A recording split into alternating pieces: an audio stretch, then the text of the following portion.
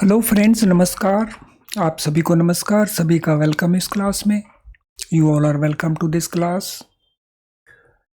Live class में जितने students already join कर चुके हैं वो कंफर्म कर देंगे क्विकली आपका ऑडियो वीडियो आपको एक्सेसिबल है। All students in the live class who have already joined please confirm your audio video is okay. So कर दीजिए कंफर्म जरा क्विकली।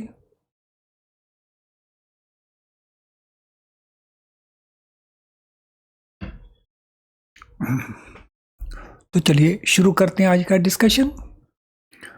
आज का हमारा डिस्कशन है रिजर्व बैंक ऑफ इंडिया की अक्टूबर 2024 पॉलिसी के ऊपर 17 इंपॉर्टेंट मल्टीपल चॉइस क्वेश्चंस। ये सारे के सारे क्वेश्चंस पूरी पॉलिसी को ऑलमोस्ट कवर कर लेंगे, जो भी इंपॉर्टेंट एस्पेक्ट हैं पॉलिसी के अंदर।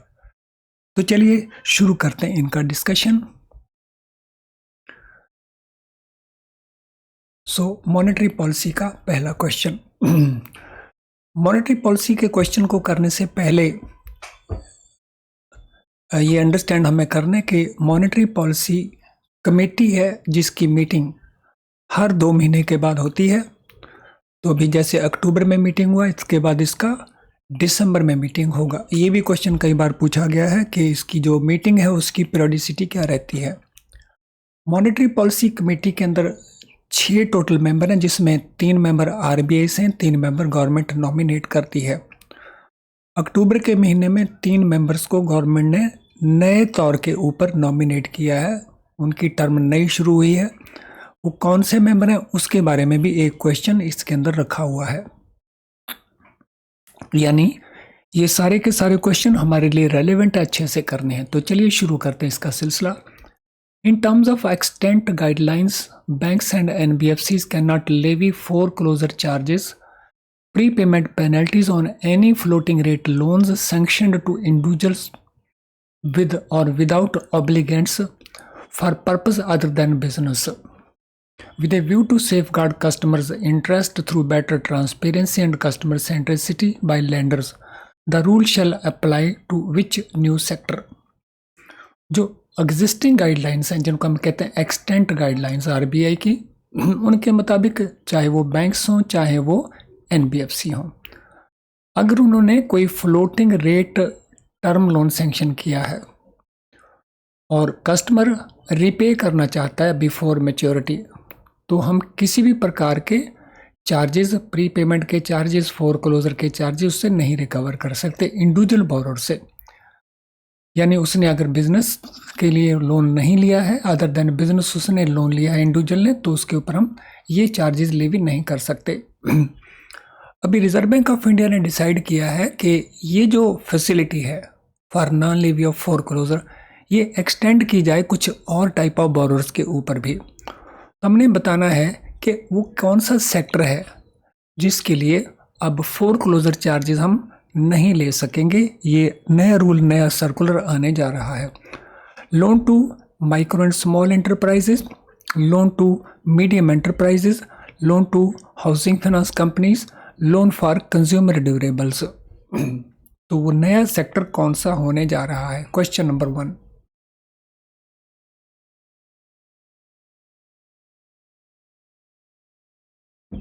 So what will be this new sector? Question number 1 के लिए ये रूल अब हमारे जो एमएससी लोन्स हैं, फ्लोटिंग रेट लोन जो रहेंगे, उनके ऊपर ये एप्लीकेबल हो जाएगा। यानी इन लोन्स के ऊपर भी अब हम इस प्रकार के चार्जेस लेवी नहीं कर पाएंगे, foreclosure charges, pre payment charges. Question number 2। The report of expert committee on primary urban cooperative bank had provided board guiding principle through its recommendation on these provision. It was headed by, एक expert committee थी on primary urban cooperative banks. उसकी report में क्या provision किया गया था? Broad guiding principles provision उसमें किए गए थे। उसकी ने रिकमेंड किया था कि इनको रेगुलेट कैसे जब किया जाएगा, तो ब्रॉड गाइडिंग प्रिंसिपल उसने रिकमेंड किए थे। ये कमेटी को हेड किसने किया था? Who headed this committee? HR Khan, former deputy governor RBI, R Gandhi, former deputy governor RBI, N S. Viswanathan, former deputy governor RBI, या Viral Acharya, former deputy governor RBI. तो इनमें से उस कमेटी को हेड किसने किया था?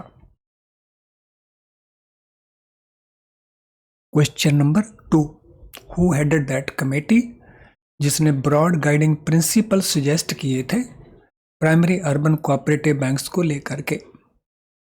तो ये कमेटी हेड की थी एन.एस. विश्वनाथन, जो फॉर्मर डेप्टी गवर्नर थे रिजर्व बैंक ऑफ इंडिया के।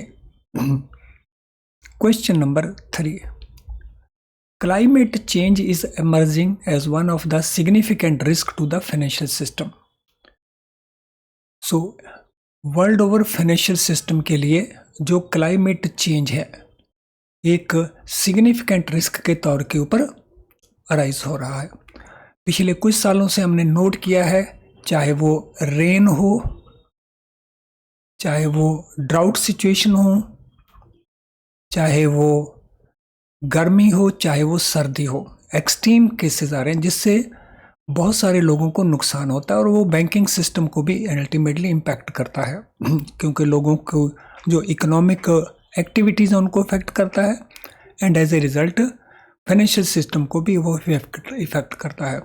To enable regulated entity mean जो रिजर्व बैंक ऑफ इंडिया जिन एंटिटीज़ को रेगुलेट करता है including banks, to undertake a climate risk assessment for ensuring stability of their balance sheet and that of the financial system. तो reserve Bank of India ने जितनी भी regulated entity हैं उनकी हेल्प करने के लिए कि वो क्लाइमेट रिस्क असेसमेंट अंडरटेक करना शुरू करें ताकि उनकी बैलेंस शीट की स्टेबिलिटी बनी रहे और फाइनेंशियल सिस्टम की स्टेबिलिटी बनी रहे। इस पर्पज़ के लिए रिजर्व बैंक ऑफ इंडिया एक रिपोजिटरी क्रिएट कर रहा है डेटा के लिए। ये कौन सी रिपोजिटरी है जिसमें इन सभी से रिलेटेड डेटा कलेक्ट करके रखा जाएगा? डेटा रिपोजिटरी ये कौन सी है जो रिजर्व बैंक ऑफ इंडिया ने डिसाइड किया है टू इस्टेब्लिश? ये है RBI sustainable finance information system, Reserve Bank climate risk information system, Reserve Bank green risk data repository या Reserve Bank environmental data repository. तो क्वेश्चन नंबर 6, ये कौन सी रिपोजिटरी है? ये रिपोजिटरी डेटा कलेक्ट करेगी, डेटा रखेगी, डेटा शेयर करेगी, data relating to climate, so that climate risk assessment किया जा सके। तो ये रिपोजिटरी का नाम होगा RBI climate risk information, CRIS, RBI CRIS, इसमें ये डेटा रखा जाएगा। Reserve Bank climate risk information system that is RBCRIS comprises 2 parts. तो इस रिपोजिटरी के 2 पार्ट्स होंगे। एक पार्ट होगा web based directory listing various data sources which will be publicly accessible in RBI website. तो एक तो ये पार्ट होगा कि वेब बेस्ड एक डायरेक्टरी होगी जिसमें लिस्ट आउट किए जाएंगे डेटा सोर्सेज जिसको कोई भी पब्लिक का पर्सन इंक्लूडिंग बैंक्स इंडिविजुअल उसको एक्सेस कर सकेंगे। दूसरा पार्ट कौन सा होगा? तो ये इसके 2 पार्ट्स हैं। तो दूसरा पार्ट होगा risk analysis dashboard accessible to public, climate scenario based forecasting system available only to regulated entities, data portal comprising of data sets, processed data in standardized format available only to regulated entity, या research database on climate finance trends available only to regulated entity। तो second हमने बताना है इन A से लेके D के अंदर कौन सा होगा। Question number 4, so I am sure ये 17 MC करने के बाद इस पॉलिसी में जो कुछ भी इम्पोर्टेंट है उसका कवरेज प्रॉपर वे में हो जाएगा। तो इसको अच्छे से आपने याद रख लेना है। इनमें से कोई भी क्वेश्चन की फॉर्म में पेपर में पूछा जा सकता है आने वाले पेपर्स के अंदर, क्योंकि इसके बाद जो नेक्स्ट पॉलिसी आएगी वो दिसंबर के अंदर आएगी। बाय दैट टाइम आप में से कुछ बैंकों का एग्ज़ाम हो चुका होगा।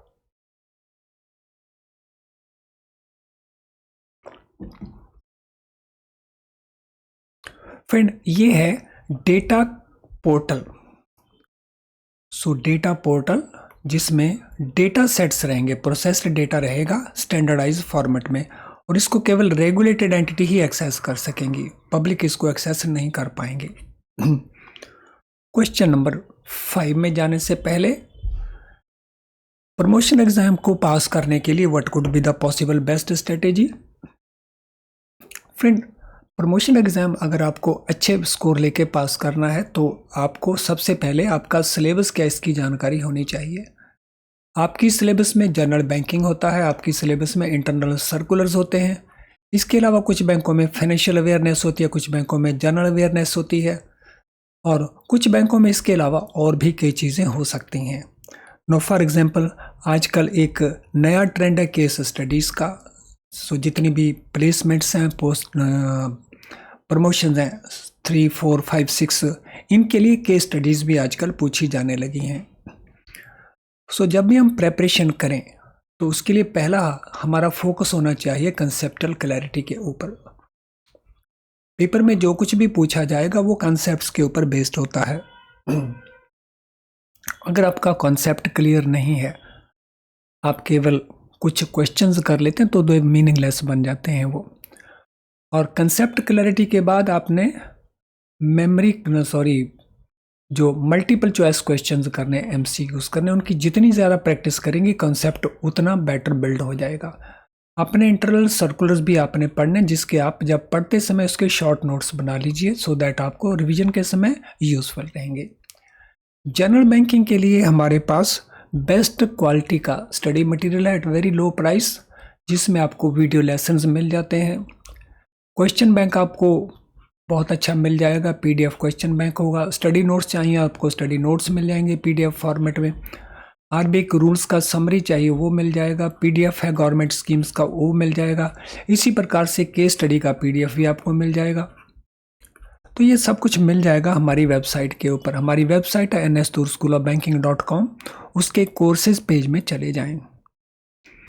इसके अलावा हम आपको 20 फ्री मॉक टेस्ट प्रोवाइड कर रहे हैं जो ऑनलाइन है, रियल टाइम बेसिस के ऊपर है, जिससे आप अच्छी प्रैक्टिस कर सकते हैं। ये हमारी एक दूसरी वेबसाइट है jibcibonline.com। तो ये हमारी वेबसाइट है। इसमें JIB एग्जामिनेशन के ये पहले 2 पेपर जो हैं, Indian economy and Indian financial system and principles and practice of banking, इनका सिलेबस का बहुत बड़ा पार्ट हमारे प्रमोशन एग्ज़ाम का भी सिलेबस का पार्ट है।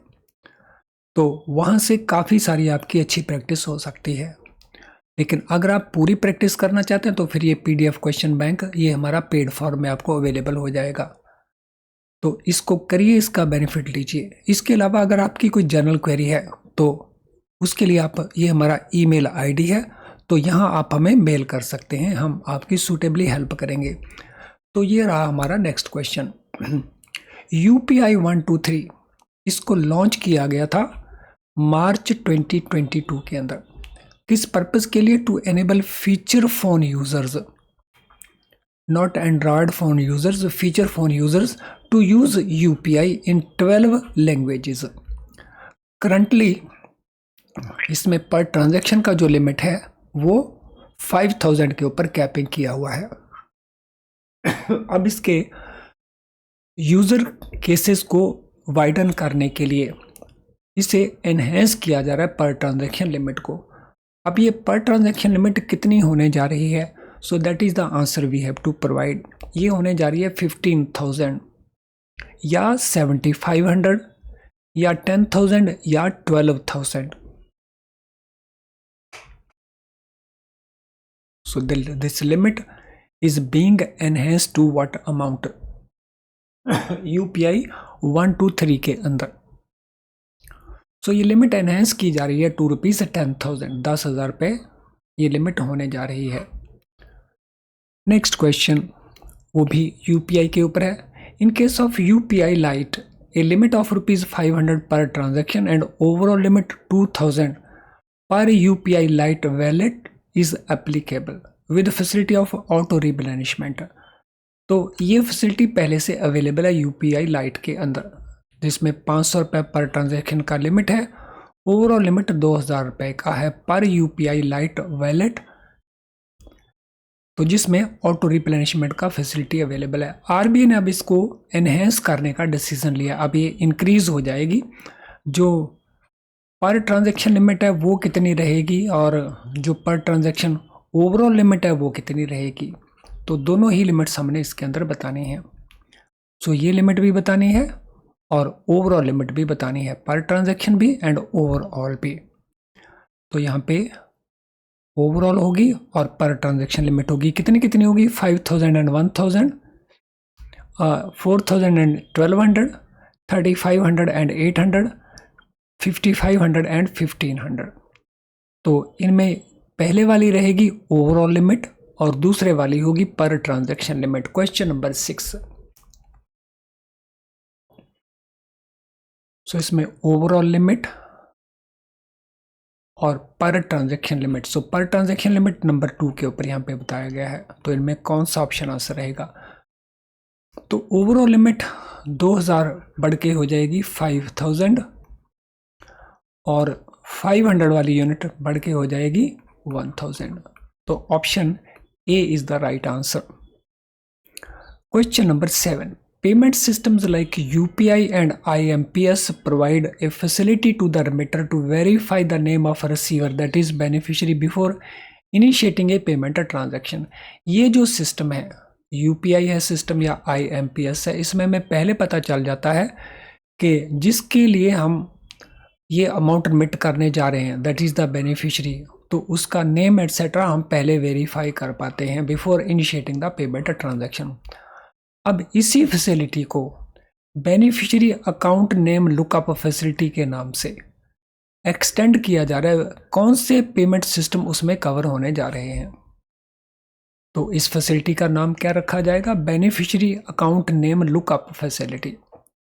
और इसमें एक्सटेंशन किन पेमेंट सिस्टम्स के लिए मिलेगी, तो ये मिलेगी हमारी ECS और UPI के लिए, IMPS एंड NACH के लिए, स्विफ्ट और RTGS के लिए, RTGS एंड NEFT के लिए।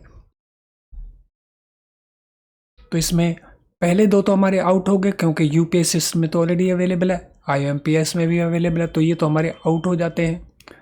अब रहा हमारा यहाँ से, तो इनमें कौन से सिस्टम है जहाँ ये फैसिलिटी अवेलेबल हो जाएगी, तो ये विद इन इंडिया है तो इंडियन सिस्टम ही होंगे, तो ऑप्शन डी इसमें हमारा करेक्ट आंसर बन जाएगा। यानी अब ये फैसिलिटी RTGS और NEFT में भी अवेलेबल होने जा रही है। According to decision of monetary policy committee which met on 7th, 8th and 9th October 2024, हमने बताना है इसके डिसीजन के मुताबिक रेपो रेट कितना है, स्टैंडिंग डिपॉजिट फैसिलिटी रेट कितना है, मार्जिनल स्टैंडिंग फैसिलिटी रेट कितना है और बैंक रेट कितना है, और ये हमारे ऑप्शन आंसर हैं। देखिए इनमें कौन सा ऑप्शन आपको लगता है कि वो करेक्ट है। सो मॉनेटरी पॉलिसी कमेटी के डिसीजन के मुताबिक जो उन्होंने इन डेट्स को लिया, तो उसके मुताबिक repo, standing deposit facility, marginal standing facility and bank rate क्या क्या हैं। क्वेश्चन नंबर 8 का हमने रिप्लाई प्रोवाइड करना है। फ्रेंड्स, इस मीटिंग में इन रेट्स में किसी प्रकार का कोई फेरबदल नहीं किया गया, so there is no change.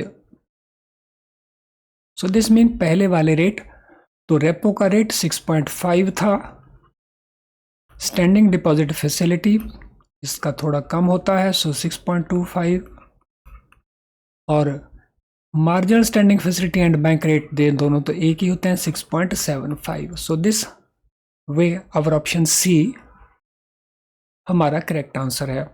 Exam में जाने से पहले, क्योंकि reserve Bank of India in rates को कभी भी चेंज कर सकता है, तो एग्जाम में जाने से पहले एक बार RBI की वेबसाइट के होम पेज के ऊपर जाएं या हमारी वेबसाइट gibcib.com उसके RBI पेज के ऊपर जाएं तो आपको ये लेटेस्ट रेट वहाँ पे नज़र आ जाएंगे। क्वेश्चन नंबर 9 के ऊपर चलते हैं। Which type of inflation is reviewed by MPC? So monetary policy committee review करती है डिफरेंट टाइप ऑफ इन्फ्लेशंस को, जिसके बेसिस के ऊपर वो तय करती है कि पॉलिसी रेट को चेंज किया जाए या पॉलिसी रेट को चेंज ना किया जाए। और जैसा मैंने पहले कहा, ये बाई मंथली बेसिस के ऊपर इसकी मीटिंग रहती है, तो ये रिव्यू भी बाई मंथली बेसिस के ऊपर होता है। तो हमने बताना है इनमें से कौन कौन से इन्फ्लेशन को रिव्यू किया जाता है। एक होता है हेडलाइन इन्फ्लेशन, एक होता है फूड इन्फ्लेशन, एक होता है कोर इन्फ्लेशन, एक होता है कंज्यूमर प्राइस इंडेक्स से रिलेटेड इन्फ्लेशन। तो इनमें से किस इन्फ्लेशन को रिव्यू किया जाता है? केवल हेडलाइन इन्फ्लेशन को, या फूड इन्फ्लेशन और कंज्यूमर प्राइस इंडेक्स इन्फ्लेशन को, या सभी इंडिसेस को, या 1 2 3 इनको किया जाता है? तो हमने बताना है इनमें से किसको रिव्यू किया जाता है, और उसके बेसिस के ऊपर फिर पॉलिसी रेट्स का डिसीजन लिया जाता है। Question number 9। So what shall be answer for question number 9?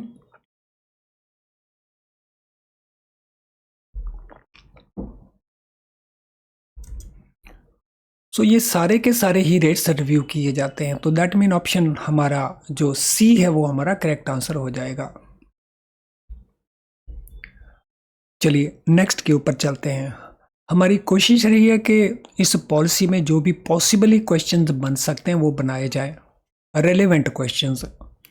Keeping in view the prevailing inflation and growth conditions and outlook, RBI's MPC changed the monetary policy stance to. So monetary policy के एक overall direction होती है, उस overall direction को monetary policy का stance कहा जाता है। वो stance को इस बार कुछ चेंज किया है। सो MPC ने वो stance को अब किस में चेंज कर दिया है? अब स्टांस कौन सा है? इन्फ्लेशन एंड ग्रोथ कंडीशन और आउटलुक को सामने रखते हुए उस स्टांस को चेंज किया है मॉनेटरी पॉलिसी का। तो ये स्टांस अब कौन सा? न्यूट्रल स्टांस है, अकोमोडेटिव है, हॉकिश है, या डोविश है? सो ये 4 प्रकार के स्टांसेस रहते हैं इस पॉलिसी के। It could be neutral, it could be accommodative, it could be hawkish, it could be dovish. तो अभी जो स्टांस चेंज किया है वो न्यूट्रल रखा गया है।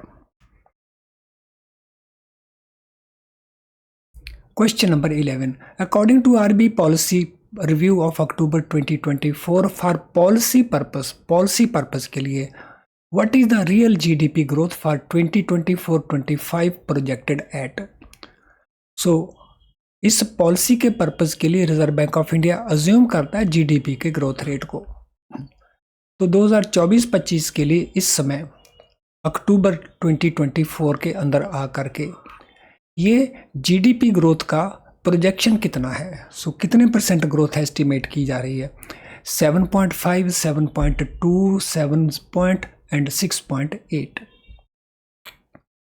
सो जीडीपी ग्रोथ रेट 2024-25, ये आरबीआई का अंदाज़ा है कि इस साल में हमारा जीडीपी का ग्रोथ इतना होने जा रहा है। वो प्रोजेक्शन इसके अंदर कितनी है? तो ये सारे के सारे क्वेश्चन पास्ट में इस प्रकार के पूछे जा रहे हैं, तो हमने अच्छे से कर ही रहे हैं इनको। तो ये ग्रोथ है 7.2% का। तो this is GDP growth estimation और assumption of Reserve Bank of India according to RBI monetary policy review of October 2024 for policy purpose. जो सीपीआई इन्फ्लेशन है वो कितना प्रोजेक्ट किया है 2024-25 के लिए? सीपीआई इन्फ्लेशन का प्रोजेक्शन। सो जैसे जीडीपी का है वैसे ही सीपीआई का है। तो उसके बेसिस के ऊपर ये डिसीजन लिया जाता है कि पॉलिसी रेट में चेंज करें या पॉलिसी रेट में चेंज ना करें। तो ये है 4.3, ये है 4.5, या 4.7, या 5.0। सो कितना अज्यूम किया है फॉर पॉलिसी पर्पस? तो ये प्रोजेक्शन है पूरे साल के लिए 2024-25 के लिए। तो ये एस्टिमेट किया गया है 4.5%। सो जो गवर्नमेंट का टारगेट होता है वो 4% का होता है विद +2% और -2%, यानी it can go up to 6% और इट कुड बी 2%, तो इसके बीच में रहना चाहिए.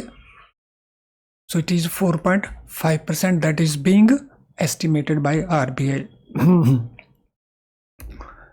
Question 13. India's foreign exchange reserves have crossed which new milestone in US terms? हाल ही में इंडिया का जो फॉरेन एक्सचेंज रिजर्व्स है उसने एक माइलस्टोन को पार किया है. तो वो माइलस्टोन किस लेवल का माइलस्टोन है? यूएस टर्म्स में वो अमाउंट दिया है बिलियंस के अंदर. So US 720 billion, US 750 billion, US 800 billion या US 700 billion. Question number 13. So which benchmark, which milestone has been achieved? तो क्रॉस हो गया हमारा फॉरेन एक्सचेंज का रिजर्व उस अमाउंट से पहली बार. So it is $700 billion. So $7 billion. Question number 14. अकॉर्डिंग टू OECD interim economic outlook September 2024 के लिए जो है उसमें जो ग्लोबल ग्रोथ फोरकास्ट है उसको 2024 के लिए बाय 10 बेसिस पॉइंट्स रिवाइज किया गया है. रिवीजन के बाद what it will be for 2025. सो इसको रिव्यू किया है सितंबर 2024 में जिसमें 10 बेसिस पॉइंट से रिवाइज किया गया. तो जो रिवाइज्ड फोरकास्ट है वो कितना है? So it is 3%, it is 3.2%, it is 3.4% या it is 3.5%. Global growth forecast, not India, global. So Organization for Economic Cooperation and Development, उसका जो इंटरिम इकोनॉमिक आउटलुक है सितंबर का उसमें इसको रिवाइज किया गया. तो रिवीजन के बाद इट बिकम्स 3.2%. तो ये ग्लोबल ग्रोथ रहने वाला है. Next question, question number 15. 15 number question जाने से पहले अगर आपको लगता है कि ये क्वेश्चन तो यूजफुल है और हर चीज़ आपने अभी पॉलिसी के अच्छे से अंडरस्टैंड कर ली है तो सेशन को फिर लाइक करने में संकोच ना करें. तो इस सेशन का लाइक बटन को पुश करेंगे तो इससे हमारे चैनल को स्ट्रेंथ मिलती है और YouTube लाइक्ड वीडियोस को और बहुत सारे स्टूडेंट्स को दिखाने की कोशिश करता है. इनडायरेक्टली हम दूसरे स्टूडेंट की हेल्प कर रहे होते हैं क्योंकि YouTube आजकल आर्टिफिशियल इंटेलिजेंस को यूज़ करके बहुत सारे और लोगों तक उस वीडियो को पहुंचाने की कोशिश करता है. अगर हो सके तो आपने किसी सोशल मीडिया अकाउंट के ऊपर इसके लिंक को शेयर कर दें. और अभी तक अगर चैनल आपने सब्सक्राइब नहीं किया तो उसको सब्सक्राइब कर लें और बेल आइकन को ज़रूर साथ में पुश कर लेना. अदरवाइज़ आपको हमारे नोटिफिकेशन नहीं मिलेंगे और हमारे कई सेशंस आप मिस कर हो सकते हैं. तो क्विकली जिन्होंने अभी तक लाइक नहीं किया वो लाइक भी कर देंगे, सब्सक्राइब नहीं किया तो सब्सक्राइब कर देंगे और बेल आइकन पुश नहीं किया तो बेल आइकन को पुश कर देंगे. Question number 15. In most of the countries like USA, euro area, New Zealand, Sweden and many more countries in recent months so they reduced their policy rates. जैसे US की बड़ी खबर थी, उन्होंने 50 बेसिस पॉइंट्स से अपने पॉलिसी रेट्स को पहली बार इतने सालों में रिड्यूस किया. इससे पहले ये कंट्रीज और बहुत सारे और कंट्री भी अपने पॉलिसी रेट को रिड्यूस कर चुके हैं. लेकिन 2 कंट्री ऐसे हैं जिन्होंने अपने पॉलिसी रेट को रेज कर दिया है. वो कंट्री कौन कौन से हैं जिन्होंने अपने पॉलिसी रेट को रिड्यूस ना करके इंक्रीज कर दिया है? वो है रशिया एंड ब्राज़ील, वो है चाइना एंड जापान, वो है ऑस्ट्रेलिया एंड कनाडा, वो है इंडिया एंड साउथ कोरिया. तो यहाँ पे इंडिया ने तो किया नहीं तो ये तो आउट हो जाता है. तो ये आंसर तो हो नहीं सकता. तो आंसर इनके अंदर है. तो इनके अंदर कौन सा वो पेयर है कंट्री का तो जिन्होंने अपने पॉलिसी रेट को रेज कर दिया, इंक्रीज कर दिया. सो this is Russia and Brazil. इन्होंने अपने पॉलिसी रेट को इंक्रीज कर दिया है. Question number 16. According to MPC report during current southwest monsoon season, what has been the cumulative rainfall status? So monetary policy committee की report के मुताबिक जो current south west monsoon season अभी हमारा समाप्त हुआ है उसके अंदर जो क्यूमुलेटिव रेनफॉल स्टेटस है वो क्या रहा? So 6% above a long range period average, 8% above, 10% above या 5% above, and it is country as a whole. So south west monsoon season में जो रेनफॉल का स्टेटस क्या रहा जो अभी खत्म हुआ है, तो इसमें जो लॉन्ग पीरियड एवरेज से 8% अबव रहा country as a whole. So individual states में it could be different, but country as a whole it was 8% above long period average. तो चलिए लास्ट क्वेश्चन के ऊपर चलते हैं. Who joined as new members in MPC during October 2024? MPC के अंदर किन्होंने as a new member join किया? गवर्नमेंट ने उनको नॉमिनेट किया, तो इनमें कौन से वो हैं जिन्होंने अभी अक्टूबर 2024 में ज्वाइन किया MPC को? So 2, 3 and 4, 1, 3, 4 only, 1, 2, 4 only या 1, 2, 3 only. तो किन्होंने ज्वाइन किया MPC को? इसमें हमारे पास पहले हैं सौगाता भट्टाचार्य जी, इन्होंने किया. देन प्रोफेसर राम सिंह हैं, इन्होंने किया. देन नगेश कुमार हैं, तो इन्होंने किया. तो दिस मीन 1, 2 and 4 वो हमारा ऑप्शन आंसर करेक्ट बनेगा. So this is option C 1, 2, 3. तो मैं रिपीट कर रहा हूँ, mister Saugata Bhattacharya, professor Ram Singh, doctor Nagesh Kumar, तो इन्होंने ज्वाइन किया MPC को. फ्रेंड्स, आई एम श्योर आज के इस सेशन से आपको काफ़ी बेनिफिट होने वाला है. पूरी पॉलिसी आपकी रिव्यू होगी अक्टूबर की, एकदम ताज़ा पॉलिसी है जिसमें से क्वेश्चन पूछे जाने की पॉसिबिलिटीज़ हैं. इसके अलावा हम MCQs reserve Bank of India के 2024 के जो सर्कुलर हैं लगातार को कर रहे हैं, उनके वीडियो भी वॉच करते रहिएगा. चलिए अब हम वाइंड अप करते हैं इस सेशन को. Thank you friends and all the best.